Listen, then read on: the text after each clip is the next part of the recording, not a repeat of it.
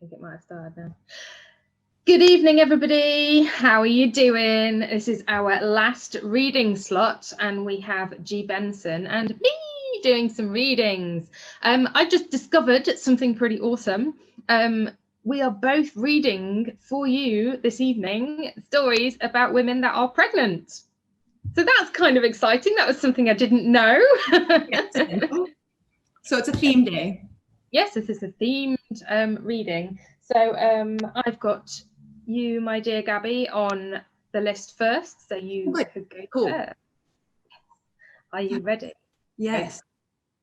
Well, I thought that first I would read the blurb because I'm terrible at summing things up, and so it does it very well. So, 2 friends since university, each holding something back. Tilly's been running from her secrets for far too long. Evie, carrying a buried flame for Tilly since they met, has always been there to welcome Tilly back with open arms. That is, after all, what one does for a friend. When Evie unexpectedly falls pregnant, she's left with a lot of hard decisions to make. That includes choices about Tilly and the way she's been disappearing on her for more than a decade. Tilly wants nothing more than to be there for Evie, who's been her anchor to return to time and time again. But what does supporting her look like when sticking around becomes an important part of that? A romance about growing up, whatever that means, and realizing that even if it hurts, sometimes change is for the best. So it's very nerve-wracking reading on here because you have no idea how many people are staring at you. So I'm reading the last scene of chapter 1. Tilly has taken off again, as she does. However, this is different because it's very clear that this time Evie is angry when usually she takes it in her stride. After a few weeks of wallowing and escapism, Evie tries to get back to life. A couple of months on, however, she realizes, after making a joke about PMSing, that she's not actually PMSed in quite a while, so she buys a pregnancy test. I'm going to have a sip of water before I start. Time really dragged when you were waiting. Evie gnawed on her thumbnail, staring at the white plastic with one pink line. She couldn't be. There was a soft knock at the front door, and Evie jumped so hard her back jammed into the sink. There was another knock on her front door, a touch louder. 30 seconds had passed. It was still only one line. She read all the time about people who noticed something come up straight away on these sticks. She couldn't be. That wouldn't be fair. She pulled in another deep breath and went to the front door and yanked it open. And with whatever dread was swirling around inside her, it all slammed to a stop at the sight of Tilly on her doorstep. Because there she was, after 3 months. The white of her t-shirt made her skin look even more tanned than it probably was. She'd be pale as anything in winter. Then summer would start and she browned so quickly. Her dark hair was piled on top of her head in a messy bun, and her smile a little stilted, as if she was sheepish. She was always sheepish after she dropped off the face of the earth. About time, Evie said, because that's what she always said. And Tilly reached forward and grabbed her hand and tugged her in for a hug. One that was two-armed, pulled tight so Evie could bury her face in her neck and hug her as tight as she could in turn. And Tilly did the same, the sound of her breath right near Evie's ear. The hug was an apology, not for leaving. It was never for leaving, but for that night before she left this time, their eyes flashing anger at each other in the rain. Evie pulled back and took her in, one arm still clutching Tilly's. She was dressed in the denim overalls Tilly was forever smug about being back in fashion, not that it stopped her wearing them when they weren't, and bags still under her eyes, but in one piece and back, and that was all Evie really wanted. Come to my place first because you knew Sean wouldn't go easy on you, Evie asked. Obviously, and Tilly smiled, the motion catching slightly, as if she was hesitating, unsure. Actually, can we talk? The last words Evie wanted to hear, ever. They rarely talked when Tilly returned. Tilly usually slipped back in as if she hadn't been gone. She'd find a part-time job to complement her freelance work in online marketing if she needed it, and would drop a few sentences about where she'd been or something that had happened, and that was that, back to normal. Unless, did Tilly want to talk about right before? About what sent her off this time after their clash at the pub? Evie really didn't want to talk about that. She'd been very purposefully not thinking about that, about those texts on her phone that had set off all the events on that rainy pub night, about what tore angry words out of their mouths and pushed them apart and together and apart again. Would Tilly ask her about it all again? All the air escaped Evie at the thought, nausea twisting in her belly. That reminded her of the plastic stick in her bathroom she needed to go look at. Sure, I need to check something. Tilly inclined her head and stepped inside as Evie turned and went straight back to the bathroom. The sound of the door closing echoed in the strangely quiet house as she grabbed the test and stared at it. Fuck. 2 unmistakable pink lines. 2 missed periods. 3. She never paid enough attention. She missed months when she was stressed or anxious, which she had been this time. The constant nausea. She was pretty grumpy all the time lately. Her boobs were kind of sore now she thought about it. Numbly, she sat on the edge of the bath and stared down at it. Her stomach twisted, and for a second, she thought she was going to throw up, finally, truly. But instead it kept twisting, and Evie kept staring, eyes watering and not able to feel the fingers that she could see holding the stupid test that had to be wrong, except she knew it wasn't. Some stupid shots, a gin and tonic, and a decision she'd never thought of as bad until this very second. They'd used protection, but she'd been drunk. Maybe they hadn't been careful enough. A knock at the door, the same one as before, soft. Evie. Her own breath was echoing in her ears, fast. Too fast. Was this what an anxiety attack felt like? Evie, I'm coming in, okay? She nodded. Distantly, she knew Tilly couldn't see her, but she did it anyway. She watched her own fingers curl around the stick and her knuckles go white. How odd to watch something like that and not be aware you'd done it. She was used to being in touch with her body for her nerves to let her know things. And then Tilly was there, on her knees in front of her hands on Evie's thighs and staring straight up at her, eyes dark, almost black, wide with worry and a crease in her brow. Evie, what's wrong? And Evie's tongue wouldn't work. The words wouldn't come, so she held up the stick and those pink lines stared at them both. Tilly's cheeks went sallow. You're pregnant. And Evie threw up, not for the first time in her life, on Tilly's lap. And that's that. Ooh. So, sorry, cute. Cute that she threw up in her lap. Yeah, totally. So, how long has it been since your last book came out? I know it's been a few years. 3 years, yeah. And that was that who'd have thought? Yes, yeah, it was. And okay. Yeah, I just completely stalled. And I've been writing this one for probably about 2.5 years now. It has taken to drag this book out of myself, which is the longest it's ever taken when I've had an idea to actually get it out. So it's been a very long undertaking. Yeah. So do you think the time away from sort of, or the time between the last book and now has changed any of the ways that you write, or? I don't know about necessarily the way I write. I think that this story is probably really different to anything else I've written before. It's very much like I kind of turned 30 since I last wrote this. I'm 32 now, so this is how long I've been writing this stupid book. It's not stupid. I'm kidding. Please buy it. But so the book kind of, the characters are all in their early 30s, and it kind of goes on the idea of what it means when you're 30 and thinking you're supposed to have your life together, and if you get pregnant, it's planned now, and that idea of it's actually not still, and 30 adulthood is a myth. And I think that's kind of come out in this, which wouldn't have come out in any of my other books. Okay, cool. So why an unplanned pregnancy? Where did that idea come from? I think because turning 30, so I had so many friends that were planning pregnancies, and it was kind of like this big slap. It was like suddenly no one was like, oh, whoops, made a mistake. Like, I'm really excited, I'm keeping it, but it was a mistake. That wasn't happening as much anymore. It was more planned pregnancies and weddings, and all of this stuff was happening. And it was that idea of I was sitting with some friends and we were joking about adulting and the millennial thing we all get teased for saying. And and then I just thought, well, what happens if you're that age and it isn't planned and it's not at all something that you'd kind of even thought of, and how you would deal with that. And then the idea of 2 friends that have kind of half been in love since university, but never gotten their act together due to their own stuff came into it, and what that would mean if one of them had such a life-altering thing happen to throw the status quo. Definitely. I mean, it's a big block in the road, isn't it, when something so unexpected and big happens.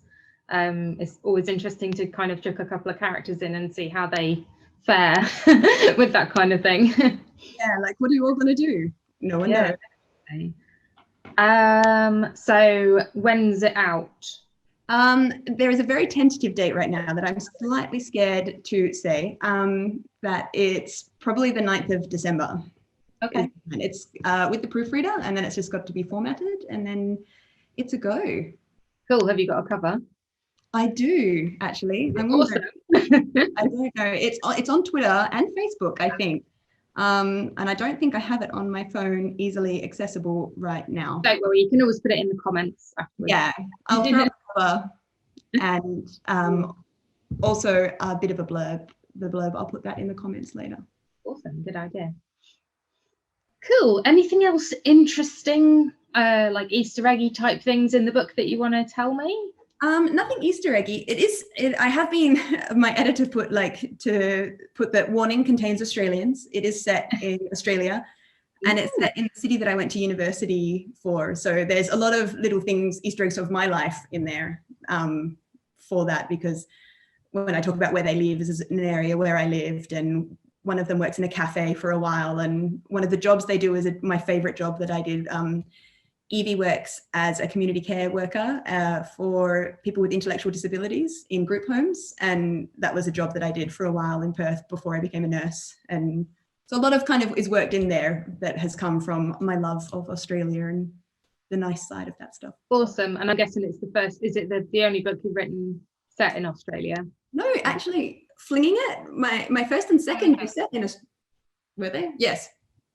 So long. Yes. And Flinging It was also set in Perth, and there was a few little stuff you will like, if you've read both, we'll see definitely some similarities between the two settings, but also very different, because Flinging It was set in a hospital, and I think this is my first book that wasn't the YA I wrote that isn't set in a hospital. So that was also a bit of a challenge for me, because I've done medical romance this whole time, and not having the hospital stuff to throw in there was actually really challenging, and I think what sometimes slowed me down. Okay, yeah. I suppose if you've got that kind of setting, and you can almost be given situations for the characters to be in if it's in a hospital, can't you? There's so many medical dramas and stuff like that that can be nice and inspiring, and if you've worked in hospitals as well, like, yeah, it must be difficult to not have that suddenly.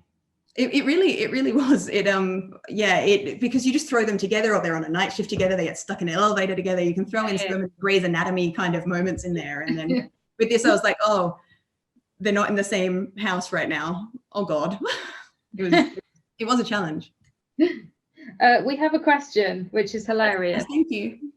Bev Joy, why have you got a random empty toilet roll attached to your wall? Well, surprisingly, it is actually a cat scratcher, because I am a cat lady, and we used to have cat tree things that got shredded to pieces, but they loved them and they looked ugly as anything, so they would go up quite high. And so we replaced it with these, because I have very spoiled cats and they love it, thankfully, because we were a bit worried we put it in there.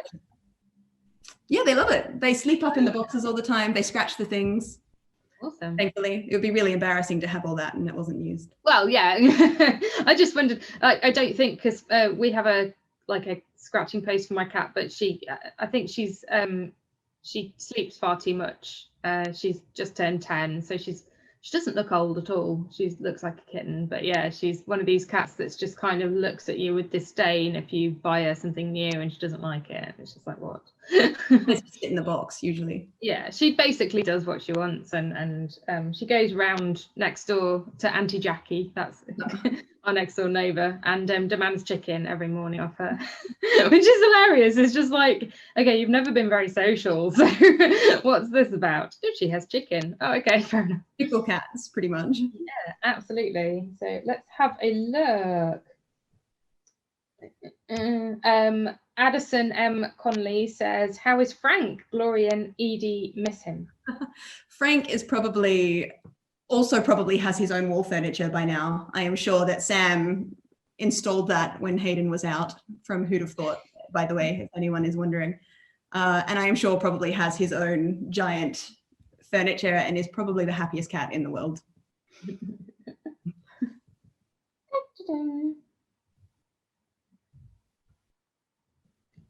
Bev Joy asks, where did you get the idea for Who'd Have Thought? Where did you get the idea for Who'd Have Thought from? I vaguely mentioned this yesterday. I was doing NaNoWriMo, and I was reminded yesterday that not everyone knows what that is, and that is in November. Anyone who wants to sign up to do a challenge to write 50,000 words in 4 weeks can do so, and the idea is to finish a novel within a month. And I was doing Nano, and I'd started the challenge, and I had an idea going, and I was 3 days in, which meant I had 4,000 words. And that feels like a lot when you're in this challenge. And then the idea just wasn't working. So I scrapped it. And I just needed something that was easy for me to fall into. And everyone was talking about the trope of fake marriages at the time. And I thought, do you know what? I've never thought about doing a fake relationship trope. I read a lot of fan fiction and haven't even read any, like I hadn't at the time read any with that. And I was like, I'm going to try. And it just fell out, basically. Excellent. Well, I've read that one. I really liked it. That was it was a good book. I really enjoyed it. I liked how the characters were so different. I quite like, you know, you get two characters and they're almost complete opposites, and that was, that's something I like. It was fun to play with. Serena J. Bishop says, without giving too much away, were you surprised at how this pregnancy changed the development of the characters? Oh, that gives so much away.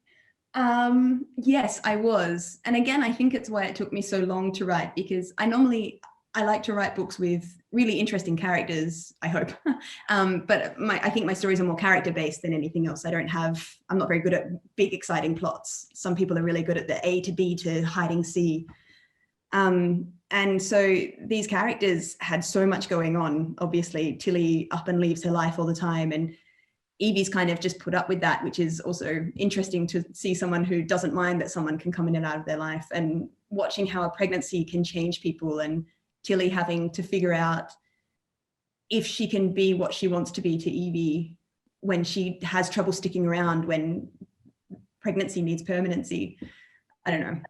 It really did. The characters went in a lot of directions that I did not plan. I don't plan anyway. I'm a pantser, but it definitely, where it ended is not what I planned at all, basically. Oh, I like it when stuff happens almost without you needing it to. And yeah, it's just basically just kind of, it wasn't my idea, it just happened. They did it. Yeah. And people joke about that, and I'm always like, no, you write your characters. And then I was like, oh no.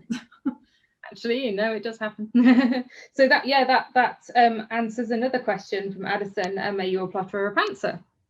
I am a massive pantser, which is part of my problem. If I don't know where it's going the next second, I just panic and don't touch it for weeks on end. I wish I was a plotter. I'm very jealous of the people that have Post-its on their walls and notes. Are you a plotter or a pantser, Jen? I'm a massive plotter. So I have, I mean, I can show you. I have my current work in progress is somewhere. I drew myself a map of the imaginary village that I'm writing at the moment. So this is, so I have things like that I tick off. Oh my God. Like scenes and my amazing village. I have, I even coloured it in. I'm amazed. I usually just have like a comment highlighted sometimes with something like purple question mark, and I go back and find it, and I'm like, I don't know what I meant by that. Purple what? I have no idea. I still don't. Awesome. We've got Melanie. She's asking, so I know you do like to write angsty stuff occasionally. Wink. Do I need to have soul food close reading your new book? Yes, I think so. I think I have to be honest and say probably. This book is a bit of an... my editor did the warning contains Australians, and before that put definitely an emotional roller coaster, this one. The characters go through a lot of dealing with their stuff. It is quite angsty, and I love it, so sorry. Fair enough. Right, that's about halfway, I reckon. So shall I do my reading? Yeah. Do you want me to pop back in at the end? Yeah, definitely. Of course. Absolutely. Awesome. Right, 1 second. I've got to, because I'm... Thank you for all the questions, everybody. So we've had some good questions. I do like our questions when like people have been quite we've had quite a lot of questions sent, so it's been nice to like. It's awesome. It's really appreciated. I hope everyone knows that. It saves me having to ask more. Having to come up with things on the spot is hard. Right, here we go. Bye.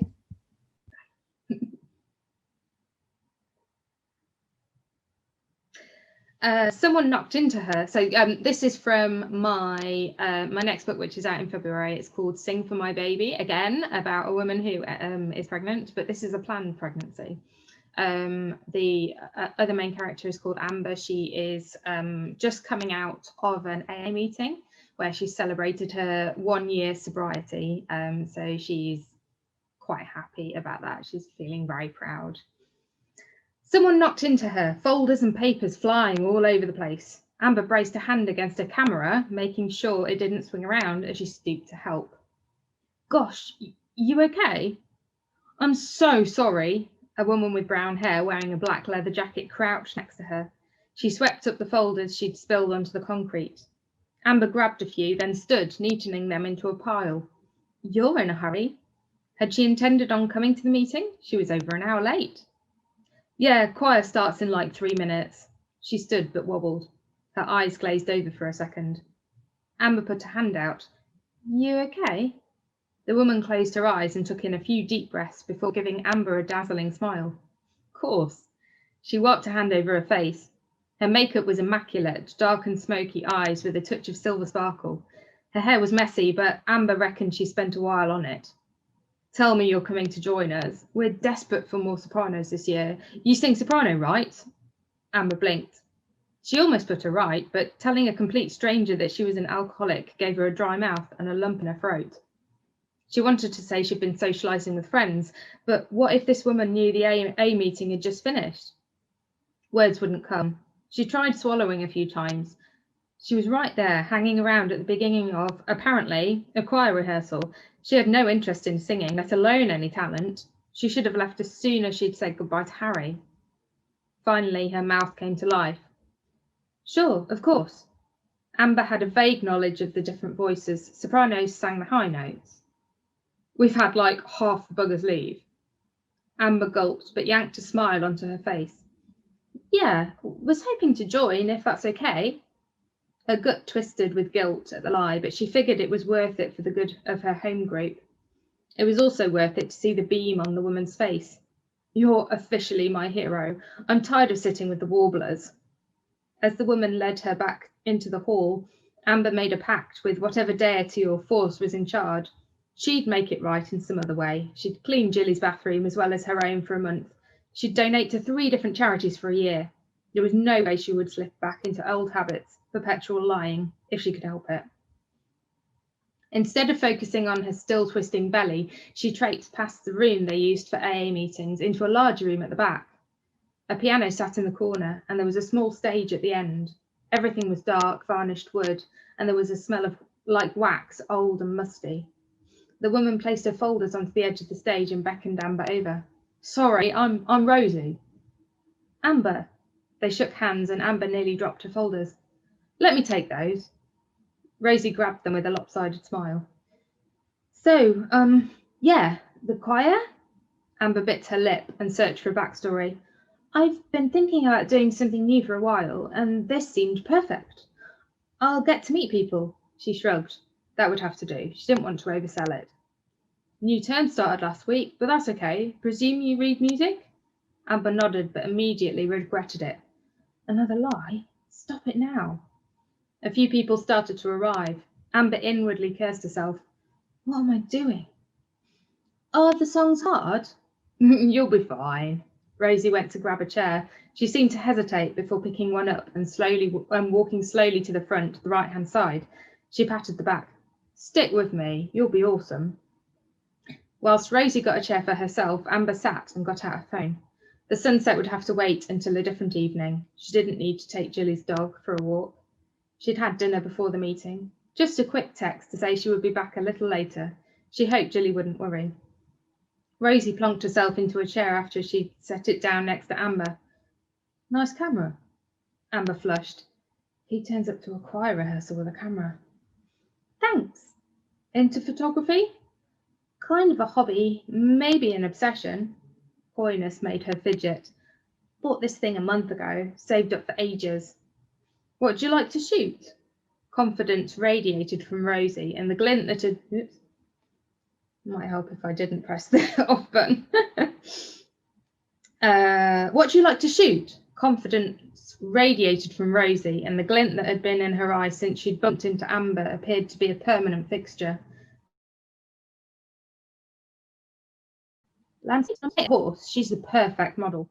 Cool. Rosie took out a pen and wrote Amber above her own name, already in situ on the folder in her lap. It felt final. The tension in Amber's belly coiled more tightly. She let out a breath, trying to settle the feeling, and smiled at Rosie. I was gonna shoot some sunsets later, but reckon I might be too late. Rehearsals for an hour and a half. You might just catch the last minute or so. Amber stared at the floor. Her dejection must have been obvious, because the next minute a comforting hand appeared on her arm. And that's it. Well, yeah. It's not the end of the book, clearly, but that's that. So, Gabby, have you got any questions for me? Usually this is the time at which I would ask questions to somebody, but I'm not asking myself questions. That's weird. I'm trying to see if I can get online on my phone as well, so I can ask you the questions as they pop up. But I wanted to know, what inspired you to write about a pregnancy? Because it is such a, like, it's a topic that's not often written about in women love and women fiction, really. And so what got you writing about it? I've got a few. Obviously, my best friend Justine, she's currently pregnant with our fourth godchild, and I've been quite close to her kind of through her 4 now pregnancies, and I do like kids. It was a potential thing that we might do at some point. We're still kind of in not sure about it, but you never know. But I did a lot of research into it, because one of my other friends got pregnant with a donor twice, and the second time she actually did it by herself. So the first time she did it with her wife, and then they split up, but she still wanted a second child, so she went and used a donor. And yeah, I just thought it was an interesting thing. Like, if you really wanted children, but you basically couldn't find somebody to be a parent with, I guess, in a kind of romantic relationship way, then, you know, what would you do? Would you kind of do it by yourself? And I read a book, I cannot remember what it's called, but it's about a single mum who basically, a heterosexual woman who went about it the same way, basically got a donor and got pregnant like that. And it's like her experience, and it's really interesting. Oh, that's cool. And I have a, like, tackling a character who has gone through or is an alcoholic. What made you want to write about that, if you don't mind me asking? And I have a big friendship group that are all in AA. I'm not. I'm kind of affiliated them through another friend, and it's inspiring when you hear that somebody has gone through so much and then has been sober for 20-30 years. And I just find that amazing. If you can have a problem with something, an addiction, and just kind of be sober for that long, it really amazes me. So yeah, a lot of the people that she's friends with in AA, her found family, I end up calling them, are in AA and have been sober for a long time. Obviously Amber's only been sober for a year, but she's on the path, I think, to a good place, so she's doing well. So yeah, that kind of thing. I mean, yeah, like I said, a lot of my friends are in AA and have done amazingly, and it was something that I really wanted to write about. It's another invisible person, because I write about those a lot, and that's what I want to write about, and yeah, people have touched on it. I think I've read it in other books, but not quite as much as I've used it as an issue in Sing for My Baby. Yeah, I was thinking that in that, like, so many TV shows and stuff, you see someone struggle with alcoholism and then they might go to one AA meeting and then it's never talked about again. And that's obviously not how an addiction works, and how those people actually, it doesn't show how strong they are, for one, to recover from that. And so having a book where the character is a recovered alcoholic is I don't know, I really think that's an awesome thing to include and to put in. Thank you. I have some questions for you. If my Facebook, you do it, I won't watch. You do that. So, do you listen to music for writing inspiration? If so, was there a particular song that inspired parts of this novel? No. I listen to music. I don't listen to a lot of music. For a musician, I play various instruments. My parents are both musicians. I listen to a surprising small amount of music. I prefer TV if I'm looking for background noise, but I can't listen to anything whilst I'm writing anyway. Yeah, I mean, I like a lot of old stuff, and a lot of things that my wife plays I like. So we're into Nothing But Thieves at the moment. And one of those songs I did a cover of for my dad. But I don't really get inspiration from songs, I don't think. Like, it's mostly from other stuff that I get inspired by. Cool. Anything specific that inspired you throughout writing this novel? Again, I guess, like, you know, experiences of my friends, both getting pregnant and being in AA. Yeah. Cool. Are you someone that walks down the streets and sees like a sign and is like, oh, something to put in this part? Since you're a plotter, you could actually know where things can go. I would have no experience with that myself. I think I kind of grab things out of my imagination. I don't tend to see things, I think. I don't spend a lot, well, clearly at the moment, we're not spending a lot of time out of our houses and things. I occasionally get inspired by like people I've nursed, very occasionally. So somebody will say something and I'll be like, oh, yeah, that's a good point. Good. Sorry, my phone is not loading the new comments. Someone did say that they wanted to sing with their choir again, and my phone I was not set up to do this at all. Sorry. I know Terry Perkins is in a choir. Was it Terry? Yes, it was Terry. Oh, to be able to sing with my choir again. I'm guessing that's because of the wonderful pandemic that she's unable to. What is your favorite song and why? Oh goodness. I love Carl Jenkins' Armed Man. It's not really a song, it's kind of a whole section of songs. We did it I did it at uni when in Aberystwyth in the community choir there, and actually, yes, that is a great big long piece of music that has inspired me, because I basically wrote some music for the book. Which I'll probably share at some point because it's awesome. But it's an obligatory share. Yeah. So it's I think it's 5 or 6 parts. It's a story. It tells about a woman going with her baby across an ocean to live with her love. Basically, there's no kind of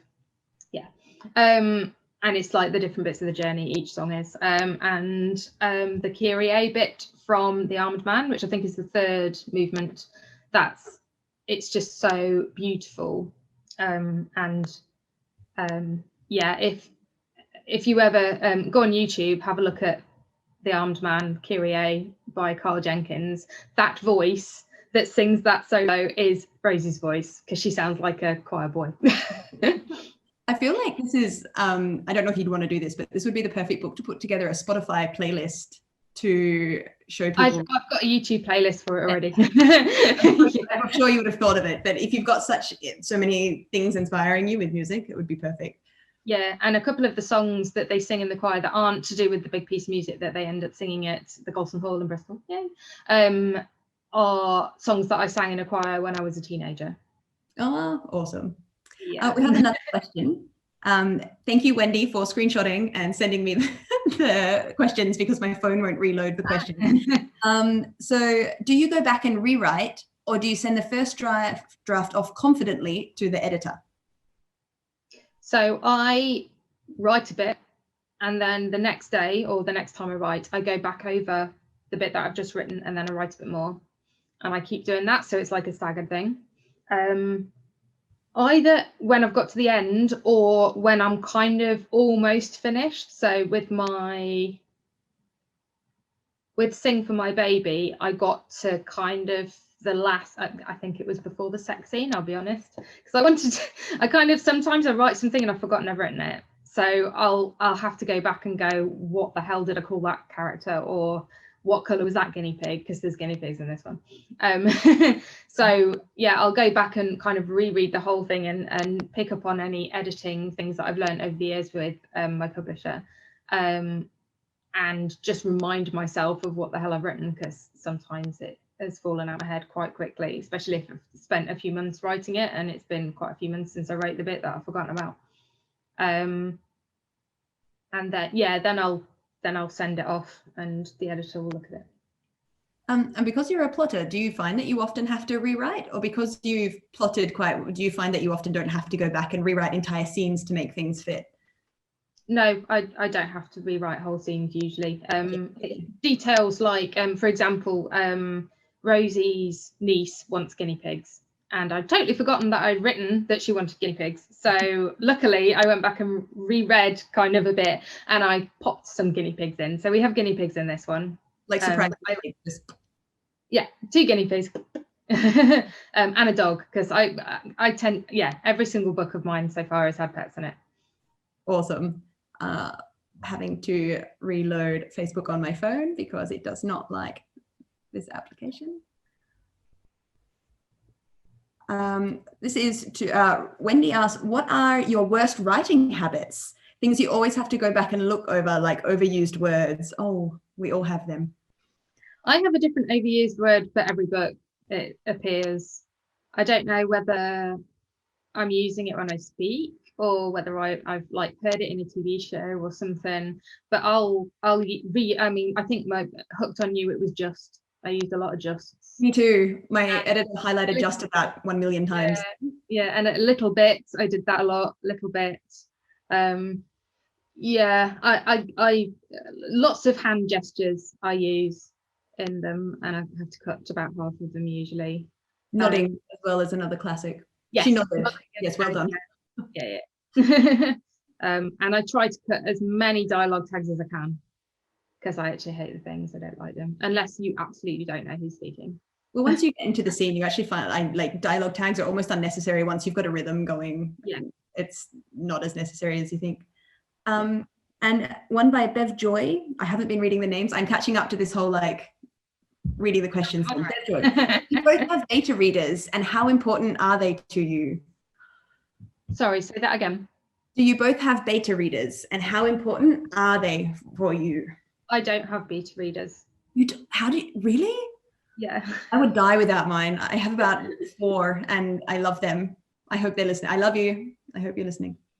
No, I don't have them. I kind of write something, get it polished for the first lot. I have sensitivity readers, definitely. I had one of my friends sponsors, who's also an English teacher, which was excellent. I had her sensitivity read the AA stuff, well, or the whole book, but the AA stuff specifically. And I had a trans woman check over the stuff with Jilly, because she's my Amber's landlady, and she's trans. So yeah, I wanted to kind of double check, and there was a couple of things that she kind of said, oh, you ought to say this, and I was like, okay, I'll do that then. Sensitive readers are very necessary. Yes. Fantastic. And yes, as I said, I definitely use beta readers. I cannot function without them. I adore my beta readers. They give me so much advice and are so good at pointing out that something can be absolute rubbish, or what works, what doesn't work. I love mine very much. Awesome. And another question by Bev Joy is, how disciplined are you both at writing? You go first. Come on. I'm not, to be honest. I don't have a lot of discipline. I think I mentioned yesterday that to make myself write for a while, I was playing one day in a computer game world, Stardew Valley Farming Simulation. Great game, check it out. And I would play like one day and then write 500 words, and then my reward was to play another day in the farming world, because I'm terrible. I'm so distractible. I really have a problem with sitting down, and once I'm down and I'm focused, I can get really hyper focused and I'm good, but I can go like days without touching it, or weeks or months. Yeah, I've definitely not done any writing this week because of all the organising. But I've said to my, yeah, I mean, I do try not to push myself so much. I work full time and have a house clean and 2 dogs and a cat and a wife to keep happy. So I give myself a long time. So if my publisher requests an end date, I always give myself a long time so that I know, because yeah, with Sing from a Baby, I think I was a month late with it, which I was really unhappy about. I don't like doing that. to people. So that's the problem, is that with, like you said, with writing, it's you've got so much else going on with life that sometimes it's just what happens. Yeah, definitely. So yeah, I've given myself a good 8 months for my new book. I've also got a book out next year, hopefully, my first ever self-published book, like properly, with an editor and stuff. I've spoken about this a few times. It's set on a mental health ward. It's another lesbian romance, slow burn. And it's about a woman who's been through a trauma, and a woman who has lingual nerve damage, which is what I have, which is like from a tooth extraction, and it's pretty painful. And they meet on a mental health ward, and it's kind of how they develop a relationship and what happens, and overbearing mothers and upset teenage brothers and things like that. So yes. Yeah, and having worked on a mental health ward, that was kind of, I really wanted to write something set on a mental health ward, because it's, again, it's something that hasn't been written all that much. And yeah, because I work there, I kind of know what it's like for a staff member, clearly. Yeah, but that sounds super complex too. It sounds like you've put on a lot of family dynamics within there as well. Yeah, definitely. Another question from Catherine Keane. Do you have a universe across your books? And if so, how do you keep track of all the different storylines? Is that Uber planning? This will be 100% directed at you, as we have established I cannot plan. Yeah, so all my books are set in the same universe. Sing for My Baby has characters from Hooked on You in it. It has 3 characters, Harry and Matthew, who were quite prominent secondary characters in Hooked on You. Matthew is Ollie's best mate, and Harry is his boyfriend. And Fiona, who goes to the crochet class in Hooked on You, is Amber's sponsor. So that's how that works.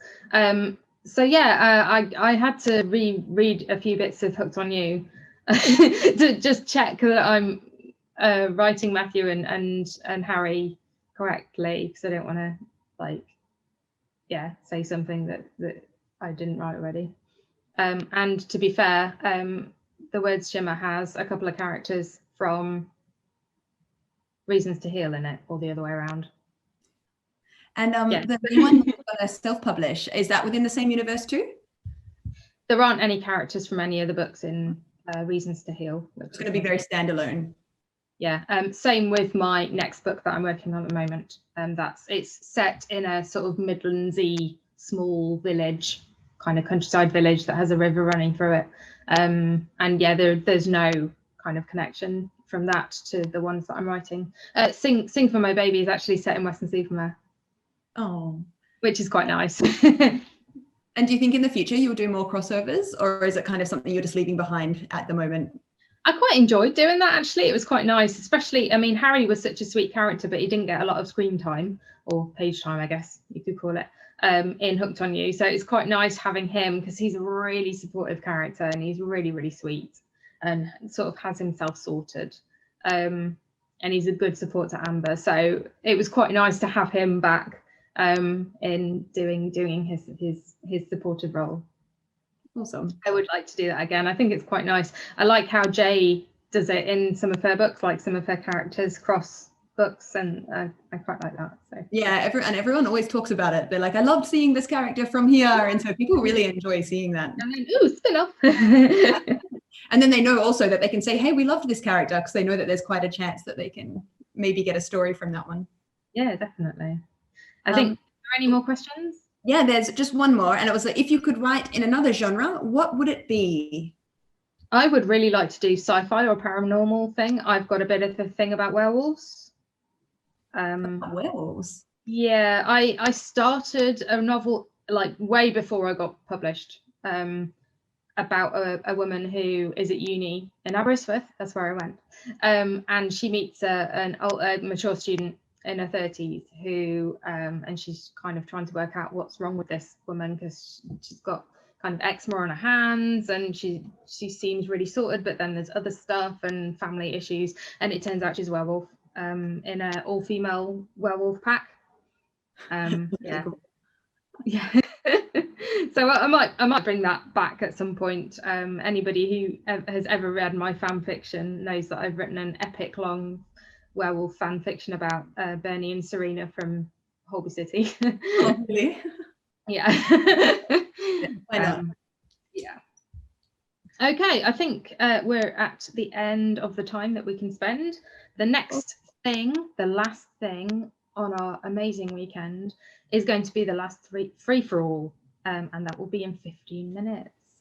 And there's a whole bunch of authors that are going to be taking part in that. So head on over to that, go get yourself a drink, and we'll see you in 15 minutes. Bye! Thanks, everyone.